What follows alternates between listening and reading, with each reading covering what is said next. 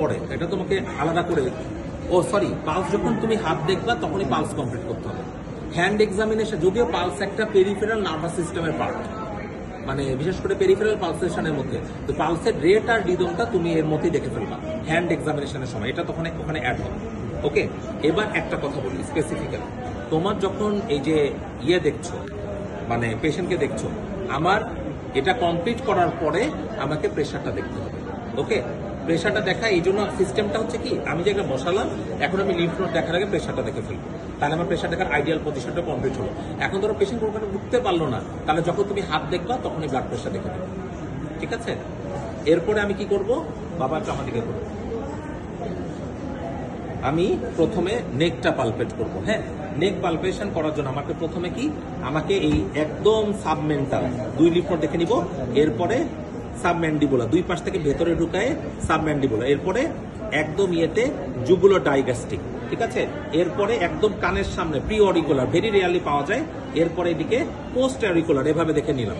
ঠিক আছে, দেখে নেওয়ার পরে আমি এই দিক দিয়ে দেখলাম অ্যান্টেরো সার্ভাইকাল চেন, এভাবে অ্যান্টেরো সার্ভাইকাল চেন, এভাবে দেখো। অ্যান্টেরো সার্ভাইকাল চেন যখন দেখবা সাইমনডেনিয়াসলি 2 হাত দিয়ে কখনো দেখবা না, একদম এইভাবে ধরে, এইভাবে ধরে, এভাবে আমি এই সাইডে অ্যান্টেরো সার্ভাইকাল চেন দেখলাম, এবার একটু এদিকে সরাই দিয়ে এই সাইডের অ্যান্টেরো সার্ভাইকাল চেন দেখলাম, অপোজিট আমি একটু নেকটা সরাই দিব, দিয়ে আবার এদিকে সরাই দিয়ে পোস্টেরো সার্ভাইকাল চেন দেখলাম, এবার একটু এদিকে সরাই দিয়ে এদিককার পোস্টেরো সার্ভাইকাল চেন দেখলাম, দিয়ে আমি ইচ্ছা করলে এদিকে অক্সিপিটালটা কমপ্লিট করতে পারি।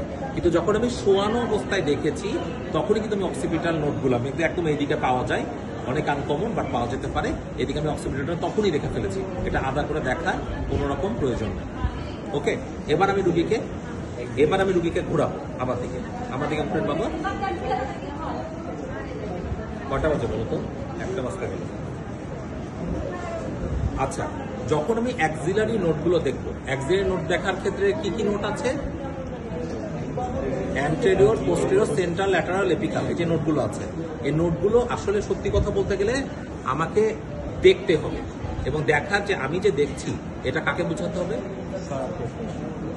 বোঝাতে হবে স্যারকে, এক্সামিনারকে বোঝাতে হবে, তাই না? তাহলে আমি হাতটা কি করতে হবে, আমাকে হাতটা একদম রিল্যাক্স হবে। এটা আইডিয়ালি হচ্ছে কি, আমি যদি পেশেন্টকে মানে বসাই, আমি যদি পেশেন্টের বেড সাইডে বসি তাহলে এটা সবচেয়ে পারফেক্ট হয়। আমি এটা এভাবে ধরবো, ধরে আমি প্রথমে এটা হচ্ছে মিডিয়াল, এ পাশে ল্যাটারাল, এ পাশে অ্যান্টেরিয়র, এ পাশে পোস্টেরিয়র, এ পাশে সেন্ট্রাল হয়ে একদম অ্যাপিকালে ঢুকে যাব। ওকে, এই দেখে আমাকে এটা কমপ্লিট করতে হবে এইভাবে। এরপরে কি করব, আমি এই হাতটা জাস্ট এভাবে হাত থেকে ছেড়ে দেন, হাতটা আমাকে ছেড়ে দেন, দিয়ে আমি আবার anterior, posterior, medial group, lateral group, central and apical, অ্যাপিকালটা একদম ভেতরের দিকে থাকে, এভাবে 6টা গ্রুপ দেখে করতে হবে, এবং পেশেন্ট এক্সপোজড অবস্থায়। ওকে,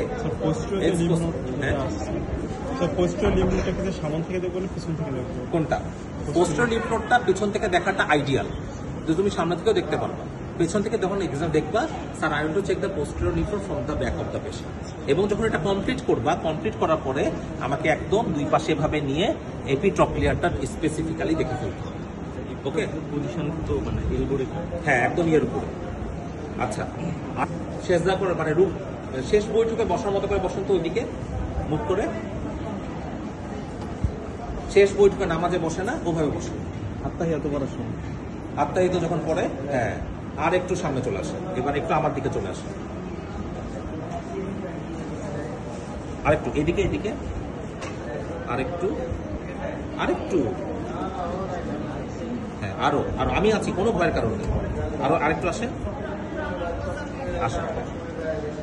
আরো উঠেন, হ্যাঁ এবার উপরে উঠেন, মানে এভাবে এরকম করেন, এইভাবে, গুড, হ্যাঁ এই পাটা একটু পেছনে নিন, ঠিক আছে, এবার সোজা হবে, সোজা, না সোজা, এটা সোজা করেন, করবেন না আপনি এইভাবে, গুড। পেশেন্ট এই পজিশনে আছে না, আমার 2 পাটা অবশ্যই বেড সাইড থেকে নিচে নামতে হবে, এটা নিচে নামে না এখনো ক্যারেক্টারিস্টিক্যালি, 2 পায়ে যখন আরেকটু এদিকে নামাইলেন বাবা, কোনো সমস্যা নেই, করবেন না প্লিজ, হ্যাঁ এইভাবে, দেখছো পা দুটো একদম রিল্যাক্স করে রাখেন, হ্যাঁ।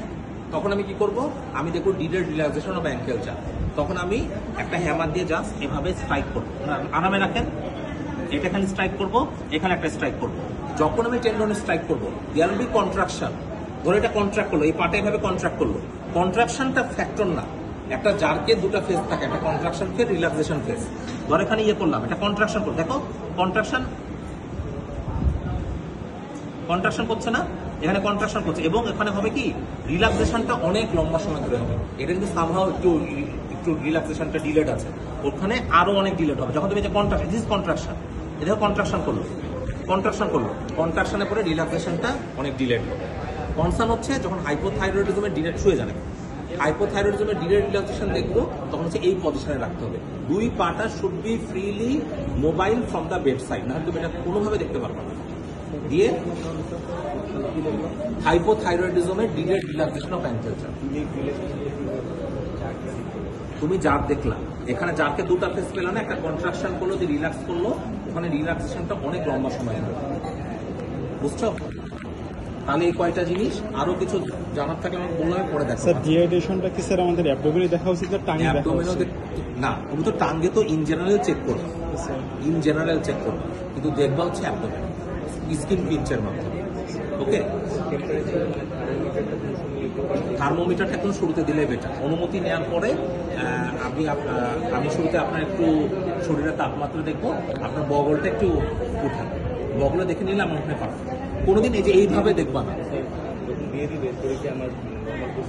করতে পারবো না, সবই তো করতে পারো তুমি, চেস্ট টিয়ে সবই করতে পারো। দুইটা কি করা যায়, হাত মানে হাতে এইভাবে করে আবার বগলে না, তুমি থার্মোমিটার দেখবা অলওয়েজ সাবজিয়েতে। যদি এক্সামিনার বলে থার্মোমিটার দিয়ে দেখার দরকার নাই, sir can I compare, can I check by hand, তখন জেভিপি। শোনো, আমি একটা কথা বলি, জেভিপি একটা রুটিন